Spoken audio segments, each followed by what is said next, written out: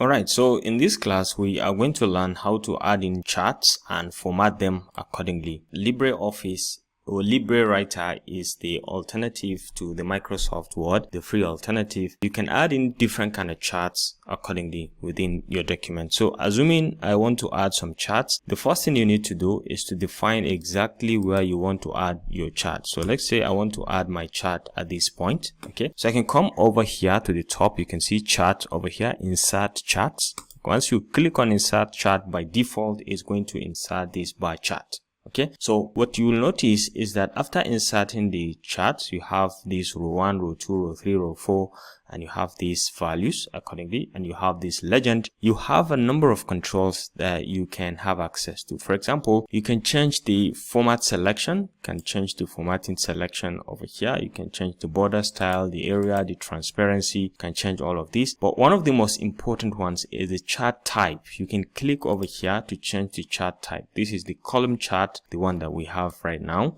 You can change it to bar chart of different types. Okay, you can see once you select a particular type, you will be able to see a preview of it over here. So this is bar chart, horizontal type. You can change the normal, the look. You can give it a 3D look if you are interested in 3D. You can see this is 3D and everything has changed to 3D. You can make it 2D.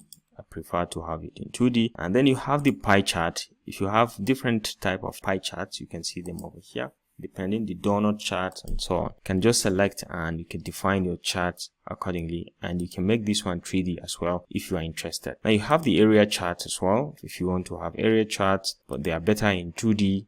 They are about, you can see these are area charts, these are line charts of different types. You can just go ahead and select and give it a definition, the kind of line or the kind of charts that you want. So you have scattered plots, you can have double, net, stock, and so on. You can just select accordingly. But for this, I'm just going to go with a bar chart for this horizontal. You can just say okay to this. Right now we have this. Now one of the key things that you can change is the chart area. You can define how you want the chart area to be. The transparency, you want it to be transparent. You can enable this. You can make it 50% transparent, but at this point I want it to be no transparent. You can define the area, the borders as well, the coloration of the border you can define accordingly. The different style, you can see different style. You can reset and you can say okay to add different types of properties. So the chart wall as well, you can define the wall however you want it, the coloration as well as the thickness of the wall you can define, and the style, you can see different styles over here, you can define directly.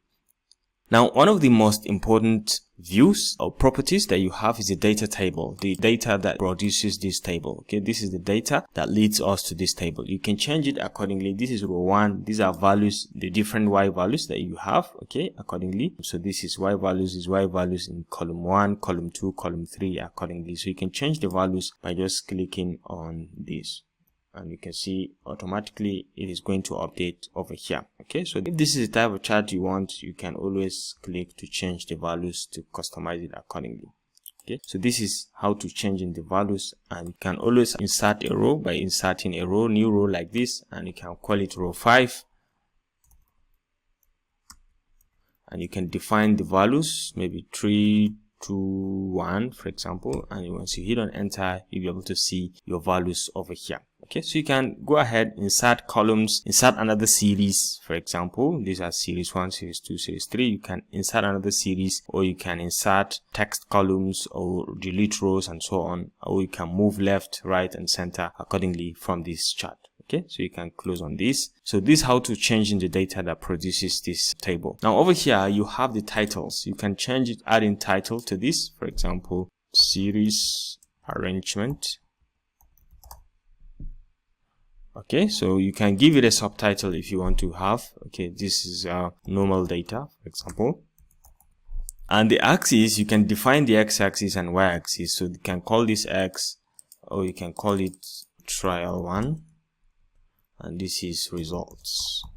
Okay, so you can define however you want. If you have secondary axis, you can define them as well. Once you say okay to this, you can see right now we have our axis clearly defined. We have titles and subtitles and so on. And then you have other properties down here. You can have the legend. You can on it or off it. You can see the legend by the side. And you can have the legend properties as well by just clicking. You can have the position of the legend. Position is one of the most important. Right now it's set to left. You can set it to right. You can set it to left.